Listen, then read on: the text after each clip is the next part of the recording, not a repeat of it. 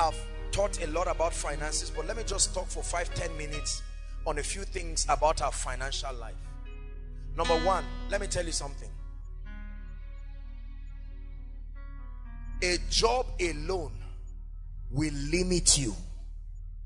I want to expand your horizon and work on your creativity a bit. A job alone will limit you.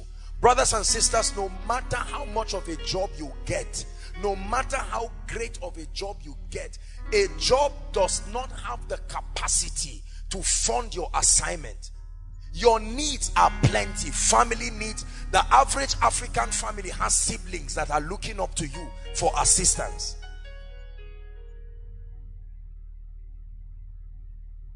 It's capital intensive to live in Nigeria, to send children to school. Almost all of us here, by the time you are a Christian and you are born again, you have commitments to your church, to your group, to your ministry. And part of it is financial commitment. Part of it, there are several things you have to do that take money from you. You are broke. Let me give us a little financial intelligence. We'll always add this. You are broke anytime your inflow is far, far less than your outflow. You will always, without fail, be on deficit. 1 naira comes into your life, you need 4 naira to go out of your life. You will be in trouble. You will have to be in trouble. You cannot be earning 50,000 naira, probably 100,000, and believe that that in itself, you remove tithes, you remove a lot of things, it is just not enough. That's the challenge with our parents. 100,000 was enough when they had 1 child. Now they have 5 children, but their finances have not increased. So it's pinning them and straining them to death. Are we together? What then is the solution? Activate other streams of income. Activate other streams of income. Activate other streams of income. Activate other streams of income. Don't sit down running around and say there's no job. And I don't mean don't do small mediocre things that waste your time, your energy, your money, and then at the end nothing comes out from it. Activate streams of income. Work on your mindset. Monetize your intrinsic value that is being developed. You will rise above recession, I tell you. Are we together? Did you know, for instance, every week we rent chairs in the dozens. During the miracle service, we rent thousands of chairs in the dozens. That's someone's business. Are we together? That's someone's business. Every week, there are things only in this ministry alone that can make an individual a millionaire if he knows how to create a system around that value and supply it. Just koinonia alone. Please activate streams of income. Take responsibility for your life and don't give people anything substandard. You are insincere and you are ungodly when you whet the appetite of people over a value you know you cannot offer. Don't be that insincere. Make sure that you have worked on yourself and you are competent enough. Then you can open up your hands for value. Don't collect a contract to help somebody roof his house and then you roof nonsense. No, don't do that. If you know you cannot work on it, package yourself.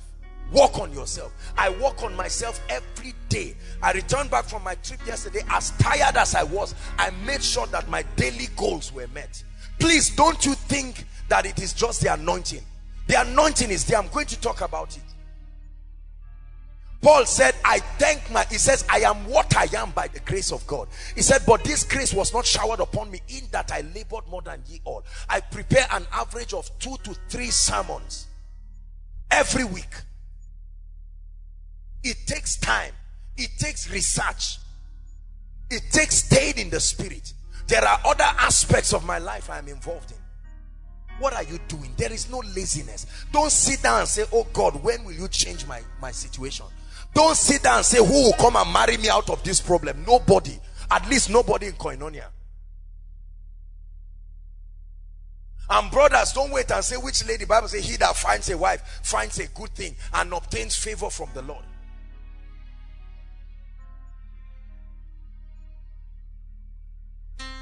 Are we together? This is the undoing of Africa. This is the undoing of many people. My neighbors, they bought a few months ago, they bought a grinding engine. And the moment they bought that grinding engine and stationed there, at once they became relevant in that environment. Almost all the houses within that environment no longer enter a car and go to Samaru to go and grind beans or whatever. They come to them. What is their reward? The transportation of everybody who should go there now comes to them. A place that was previously very quiet and conservative, now you see the people early in the morning, the engine is up and they are grinding, sometimes till late in the night, and they are making money from it. Please, I want you to go back and sit down and be sincere with yourself, young and old. Sit down and say, I now see why things are not working in my life.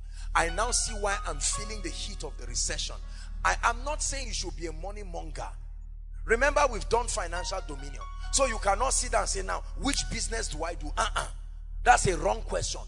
How do I develop myself to rise to a point of value? When you are valuable, then now you build a system around that value. That's what we call business.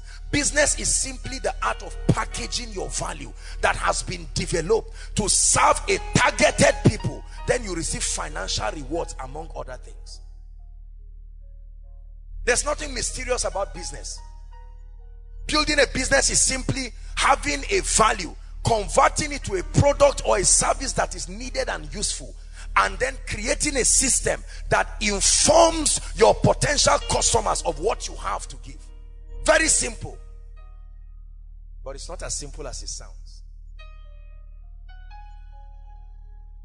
The last point.